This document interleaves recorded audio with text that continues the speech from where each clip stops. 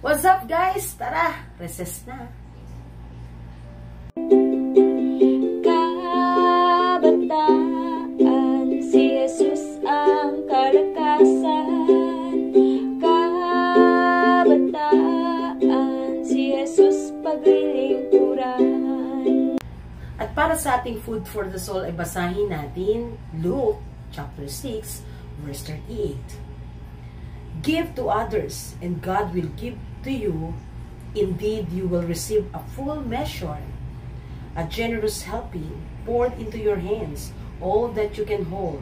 The measure you use for others is the one that God will use for you. Love now. May isang mayaman na tinanong ang kanyang kaibigan, why are people upset with me for being thrifty? Or parang sinasabi niya na, bakit sumasama ang loob sa akin ng mga tao sa pagiging matipid ko? Eh baka yung pagiging matipid niya sa translation ng iba ay kuripot, di ba? So, yung iba sinasabi nila kuripot.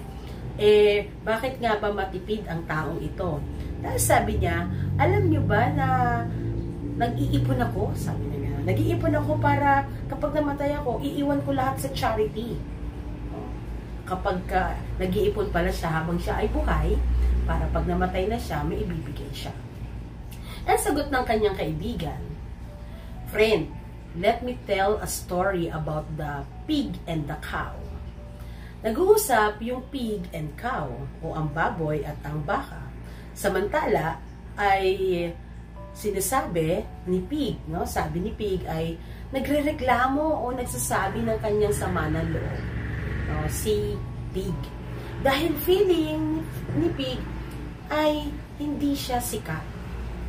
Sabi ni pig kay cow, lagi na lang pinag-uusapan ng mga tao ang kabutihan o ang goodness. Kabutihan mo, cow.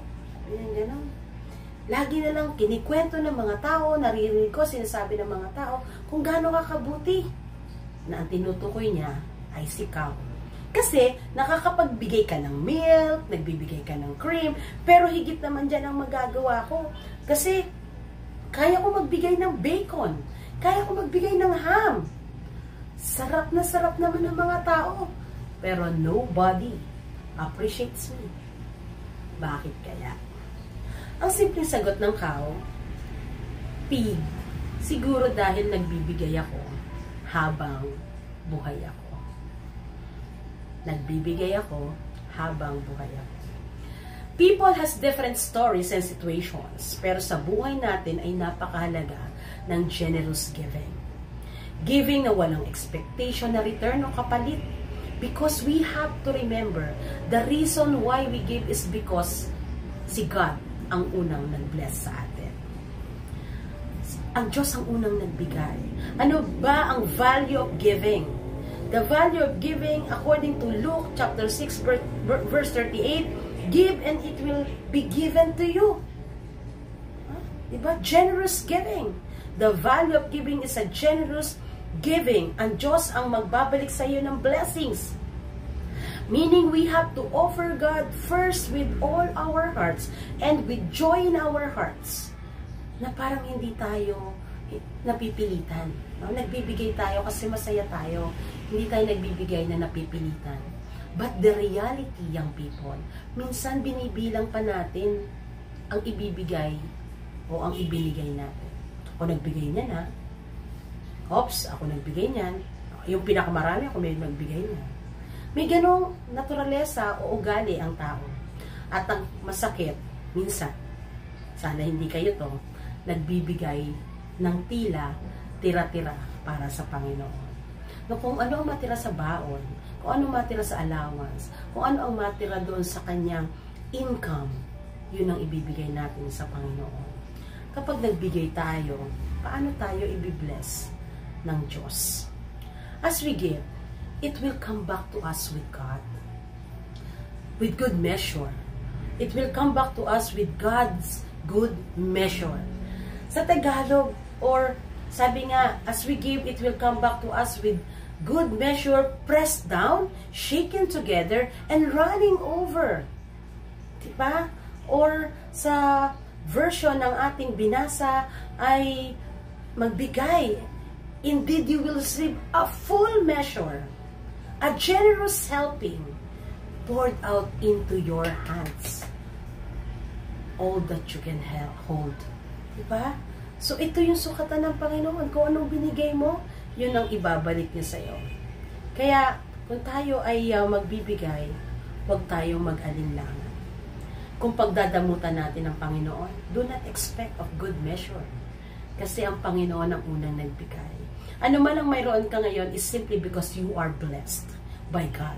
Kaya kung sa dami ng blessings na binigay sa'yo ng Diyos, pero sobrang laki ng worry and doubt mo to give, how can make your blessings na siksik, liglig, at umaapaw? So, young people, give while you have still the opportunity. Give the best that you can give. Give that seek God first. Let's pray. We thank you, Lord, for teaching us to give. Thank you, Jesus, for you are the model, for you are our example of generous giving. You are the one who gave us first.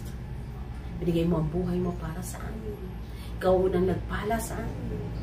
Kaya nawa po maranasan ng mga kabataang ito ang kagaanan, pagmamahal, pagsisikap, kagalakan sa pagkakaloob, sa pagbibigay, sa pagbabahagi.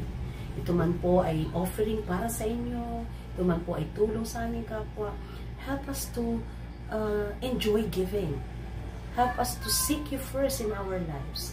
Tulungan niyo po ang mga kabataan ito na sa kanilang baon, sa kanilang allowances, sa kanila kung sila man po ay nagtatrabaho na, sa kanilang mga resources, let them give with all their hearts. Let them give with joy and humility. Let them give because they are inspired by you, Lord. Salamat po. Kaya sa lahat ng pagkakaloob, sa lahat ng pangangailangan, sa lahat ng panalangin ng mga kabataang ito, tulungan niyo po sila, provide their needs, at nawa po dinggin niyo po ang kanilang mga panalangin. Huwag niyo po nawang hayaan na ang mga kabataang ito ay magkaroon ng alalahanin sa lahat ng kanilang pangangailangan, kundi patuloy silang magtiwala sa inyong kapangyarihan. Maraming salamat po, O Diyos, na siyang unang nagbigay sa amin. Pagyamanin niyo po ang lahat ng aming tinatangkilik para sa iyong kalwalhatian. And this is our prayer in Jesus' name. Amen and amen. So, young people, keep the faith. Make a difference and be an inspiration. At sama-sama tayo every Friday afternoon na mag-recess. God bless everyone.